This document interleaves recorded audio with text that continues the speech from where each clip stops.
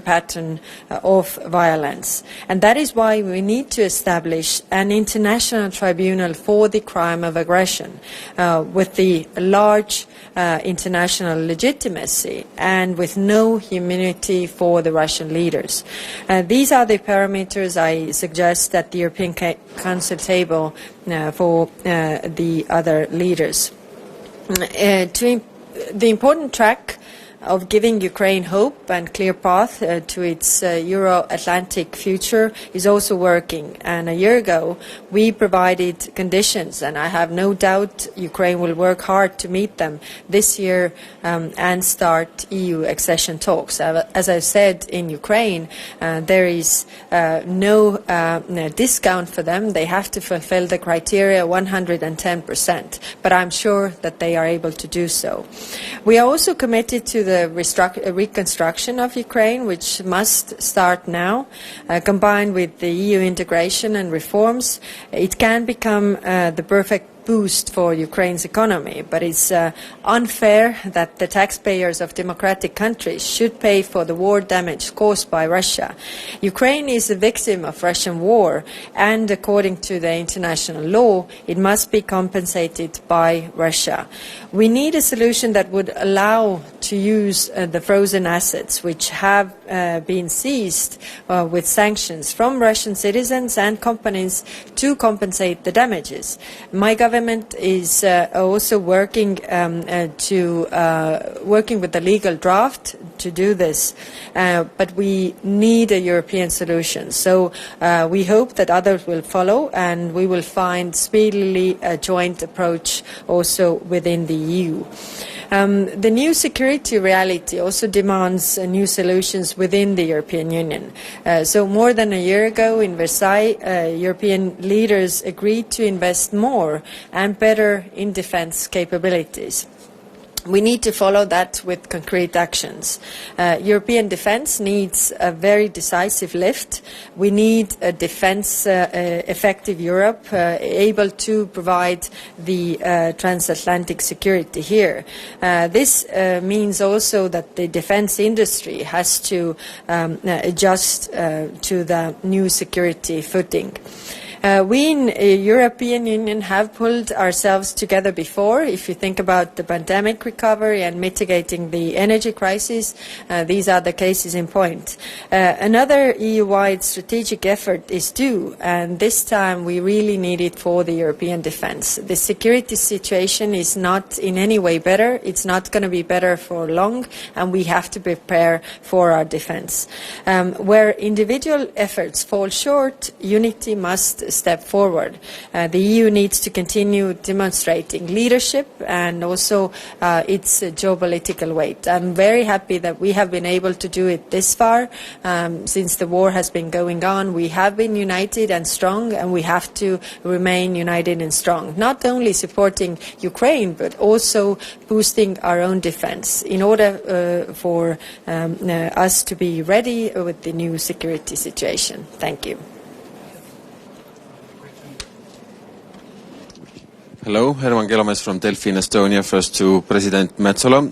This is about the defense clause in the European Union Treaty 42.7, which says that if a member state is a victim of armed aggression, the other member states have an obligation to aid and assist by all means in their power. So is this clause still relevant in this day? And to Prime Minister Kallas about the 1 million rounds of ammunition. How is this going? I'm hearing a lot of discontent. What more can be done? So on Article 42.7, yes, it is relevant. It is relevant not only for those countries that are militarily or constitutionally neutral, but also in order for us to really fulfill what as a parliament we have been saying for a long time and complete a proper security and defense union. If this 1.5 years has shown us is that member states were not prepared, not all of them had fulfilled their capabilities. We are asking questions as to whether when we talk about strategic autonomy, we are autonomous from a defense perspective, and that's where 42.7 would be able to give us the reality check as to whether, if there had to be an attack on any member state, how we would pool in our resources. On the other hand, what we have managed to do since the beginning of the invasion is, for example, use solutions outside the treaty, such as the European Peace Facility, etc. All of this, which we would not have thought would be needed. But if 2022 and 2023 continues to show us, they are needed, and we need to be prepared.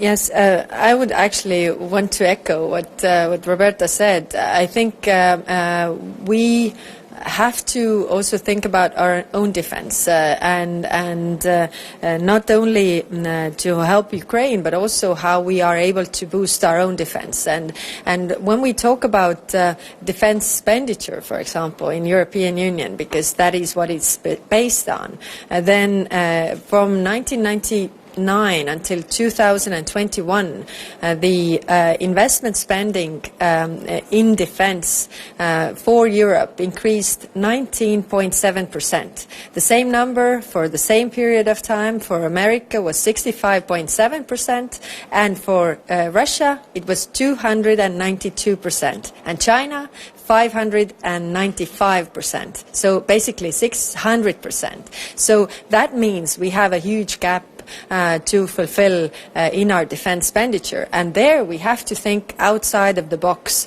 not only what we have done so far, but what we can do also more. Regarding the proposal artillery shells to Ukraine, there should be more than 25% of this proposal already fulfilled. Just to remind, there were several pillars. The second pillar was the joint procurement to really get the ammunition for Ukraine and also for our own warehouses. So it needs the boosting over the defense industry also on the other side. So the funding on one side, but also the industry to speed up the production in order to fulfill this. So I'm happy that this initiative was positively seen and also is in practice already so fast, but definitely we have to do more. Eddie? One last quick one. Okay. Thank you. Eddie Wax from Politico. To Prime Minister Kallas, with the recent events in Russia and the Wagner Group possibly being moved to Belarus, do you think that would pose additional risks to the region in terms of security if the Wagner mercenaries end up in Belarus? And to President Metsola, could I ask you on a subject which is not particularly related to defence, but it's what's being voted right now in the European Parliament on a directive about sexual violence against women. There's a push for non-consensual sex to be treated as rape, so a criminal offence in the EU, but many EU countries do not want that to happen. Do you think that, whereas the Parliament does, do you think that, what's your position on that? Thanks. Thank you. On Belarus, we have been considering Belarus as a co-aggressor here, so they have been working together with Russia all the time. So what we know about Russia and Belarus is that they are unpredictable and they are dangerous, and that hasn't changed. And it is very clear for everybody in Europe now, what we have seen already years, that they are unpredictable and they are dangerous. So, of course, we have to prepare, and therefore what I said before, boosting the defense industry and our own defense readiness in this regard is of utmost importance. It seems to me that there might be feeling amongst some that have much better neighbors than we do, that this is all going to just go away. But this is here for the long haul, and we have to make the steps necessary for that. Thank you.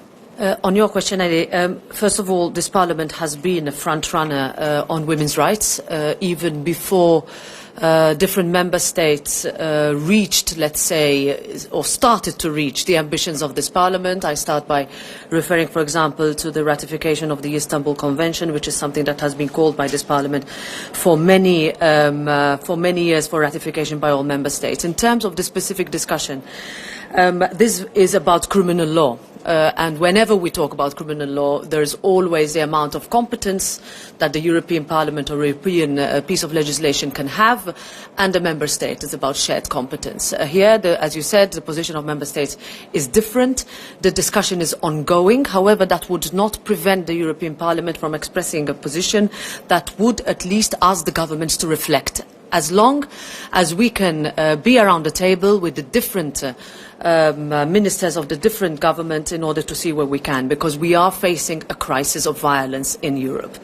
Women are increasingly the target. Every week we hear of new stories in each and every member state, and this is something that is not going to go away. And it is not only about best practices or recommendations that will deal with it, but legislation that can be enforced.